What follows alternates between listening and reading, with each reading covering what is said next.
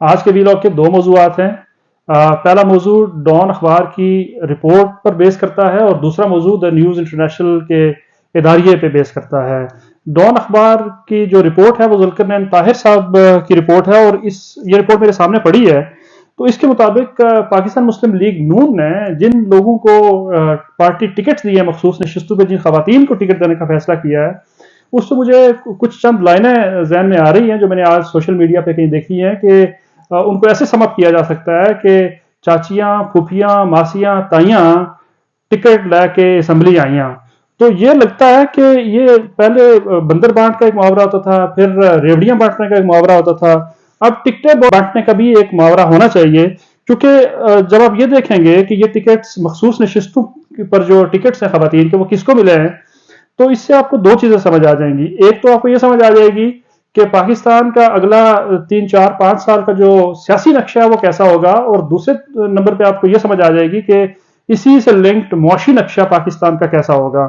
تو اب یہ اس رپورٹ کے مطابق جو ذوالقرنین طاہر صاحب کی ہے اس میں یہ ٹکٹیں چند بااثر خاندانوں کو دی گئی ہے، اور یہ خاندان جو ہیں وہ ڈائناسٹک خاندان ہیں، بہت موروثی خاندان ہیں، بہت عرصے سے یہ سیاست میں ہیں، اور اس کے علاوہ ان لوگوں کو بھی دی گئی ہیں جو پی ٹی آئی سے منحرف ہو کے تو نون لیگ کا جنہوں نے جو کیمپ جوائن کیا ہے.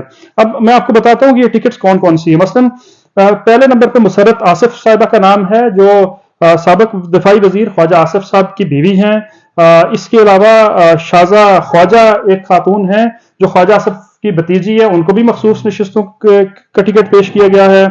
پھر زیب جعفر ایک خاتون ہیں جو سابق نون لیگی سینیٹر جعفر اقبال صاحب کی بھتیجی ہے، اور یہ ذکا اشرف جو چیئرمین پی سی بی ہے ان کی بھانجی بھی ہیں. اسی طرح عشرت اشرف جو ہے وہ جعفر اقبال کی بیوی ہے اور ان کو پنجاب اسمبلی کے لیے ٹکٹ دیا گیا ہے مخصوص نشستوں پہ. پھر مریم اورنگزیب جو ہیں ان کو نیشنل اسمبلی اور پنجاب اسمبلی دونوں کا ٹکٹ آفر کیا گیا ہے. پھر طاہرہ اورنگزیب صاحبہ جو ان کی والدہ ہیں ان کو نیشنل اسمبلی کا ٹکٹ.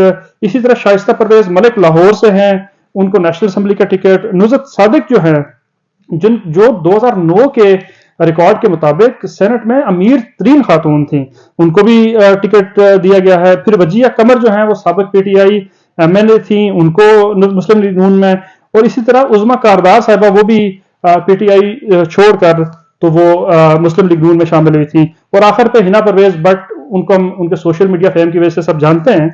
تو اس سب پر تیمینہ دولتانہ اور مدیہ نیازی نے یہ کہا ہے کہ اصل میں مسلم لیگ نون جو ہے وہ جن لوگوں کو ٹکٹس دے رہی ہے وہ ان لوگوں کو دے رہی ہے جو برانڈڈ سوٹس اور میک اپ کو فروغ دینے والی خواتین ہیں، اور عام ورکرز کو انہوں نے کہا کہ یہ بھلا دیا گیا ہے. مریم اورنگزیب صاحبہ سے جب یہ پوچھا گیا اس بارے میں تو انہوں نے ڈان کو اس رپورٹ کے مطابق کوئی بھی موقف دینے سے انکار کر دیا. دوسرا جو معاملہ ہے وہ بھی بڑا سنگین ہے، اور یہ ہے ان پاکستانی قیدیوں کے حوالے سے جو باہر کی جیلوں میں قید ہیں. جے پی پی جو ہے اس جسٹس پروجیکٹ آف پاکستان، انہوں نے ایک رپورٹ شائع کیا، اور اس رپورٹ کے مطابق 14,000 پاکستانی اس وقت دنیا کی مختلف جیلوں میں قید ہیں. یہ پاکستانی جو ہیں وہ ظاہر ہے کہ ملک کی معاشی صورتحال، سیاسی صورتحال اور بگڑتی ہوئی امن و امن کی صورتحال کی وجہ سے ملک چھوڑنے پر مجبور ہوتے ہیں. لیکن جب یہ ون وے ٹکٹ لے کر جاتے ہیں تو وہاں پر قانون سے آگے ہی نہ ہونے کے باعث یا مختلف جرائم میں ملوث ہونے کے باعث یہ they start languaging in those jails. تو اب اس میں تقریباً 8,000 جو قیدی ہیں وہ سعودی عرب اور عرب امارات میں قید ہیں. ان میں سے 5,292 صرف سعودی عرب میں ہیں، اور یو اے ای میں تقریباً 3,000 ہیں. یونان میں 811 ہیں، اور اس طرح کے باقی ملکوں میں بھی ہیں.